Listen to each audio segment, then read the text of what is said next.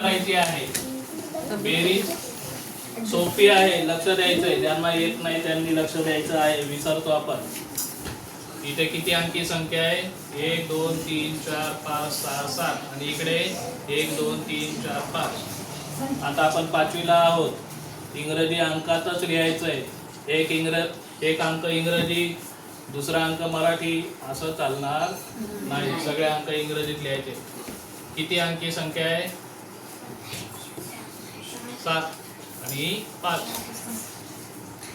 सुरुवातीला आपण काय करणार? आखून घ्यायचंय.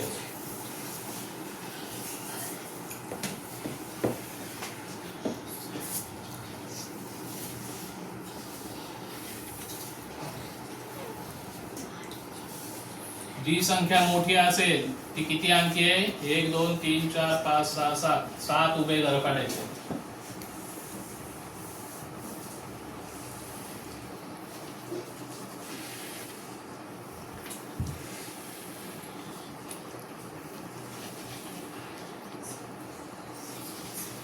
झाले का 7?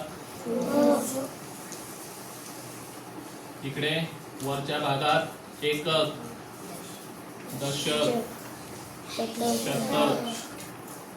हजार, लक्ष आणि इकडे दशलक्ष. इथपर्यंत समजलं तुम्हाला? मोठी संख्या 7 अंकाची होती म्हणून 7 उभे कॉलम पाडलेले आहे. आता संख्या लिहून घ्यायची. त्याच्या अगोदर हातच्यासाठी इथे काय करायचं आहे? जागा सोडायची. इथे खाली उत्तरासाठी जागा सोडायची. आता संख्या लिहायची. मोठी संख्या आधी लिहिणार, एककापासून लिहिणार. एककात किती आहेत रे? 4. इथे 4 लिहिले. दशकात किती आहेत? 2 लिहिले. शतकात किती आहेत? 6 लिहिले. हजार मध्ये किती आहेत? 6. लक्ष मध्ये किती आहे? 3. लक्ष झाले का 10,000? काय रे, लक्ष झाले का 10,000 झाले? 10,000. किती आहेत? 3.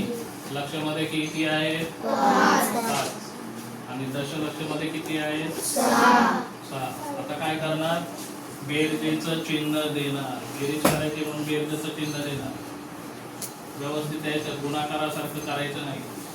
आता ही संख्या लहान आहे, ती पण एककापासून लिहायची. एककाच्या घरात किती येणार? 1. दशकाच्या घरात 1. शतकाच्या घरात 3. हजारच्या घरात 2. 10,000च्या घरात 4. समजलं कसं संख्यांचं लेखन करायचं ते? कुठून लिहायच्या? सगळ्या संख्या एककापासून लिहायच्या. तिकडे उजवीकडून डावीकडे. ही संख्या पण उजवीकडून डावीकडे. ही जर संख्या हे 4 जर तुम्ही इथे लिहिले, नंतर 2 इथे लिहिले, 3 इथे लिहिले, 1 इथे लिहिले, 1 इथे चुकणार. म्हणून संख्या लिहिताना एकका खाली एकक, दशका खाली दशकाच्या लिहायचं. इथपर्यंत समजलं? आता काय करायचंय? हा पहिला हातच्याचा भाग आहे ना, तिथे कोणताच हातचा येत नाही, तो बंद करून टाकायचा. आता बेरीज करायची. 4 मध्ये 1 मिळवा. किती झाले रे? 5. काही हातच्या आलाय का? नाही. 5चे 5. आता 2 मध्ये किती मिळवले? 1. किती झाले? 3. काही हातच्या आलाय का? नाही. 3चे 3. 6 मध्ये 3 मिळवले. किती झाले? 9. हातच्या आलाय? नाही. 9चे 9. 6 मध्ये 2 मिळवले. 8. काही हातच्या आलाय? नाही. 8चे 8. 3 मध्ये 4 मिळवले. 7. हातच्या आलाय? नाही. 7चे 7. आता 5च्या खाली काहीच नाही. 5च्या खाली काहीच नाही. किती लिहिणार? 5. 6च्या खाली पण काहीच नाही. किती लिहिणार? या सगळ्या उदाहरणामध्ये कुठे हातच्या आला का? नाही. कुठेही हातच्या आला नाही. म्हणून आपण वरती हातच्या जागेवर काही लिहिलेलं नाही. आता तुम्हाला समजलं कशी मांडणी करायची? कशी करायची?